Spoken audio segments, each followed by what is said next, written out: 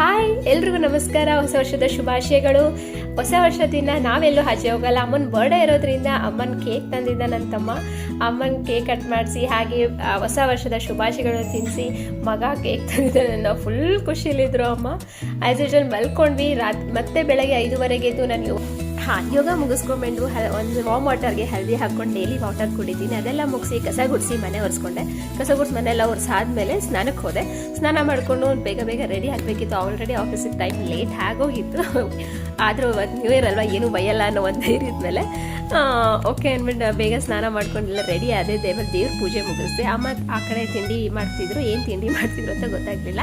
ಆಮೇಲೆ ನಾನು ಪೂಜೆ ಎಲ್ಲ ಮುಗಿಸಿ ಬಂದಾದ್ಮೇಲೆ ತಿಂಡಿ ರೆಡಿ ಇತ್ತು. ತಿಂಡಿಗೆ ಚಪಾತಿ, ಬೀಟ್ರೋಟ್ ಪಲ್ಯ ಮತ್ತು ಸೌತೆಕಾಯಿ, ಅದನ್ನು ಮೂರನ್ನು ತಿಂದೆ.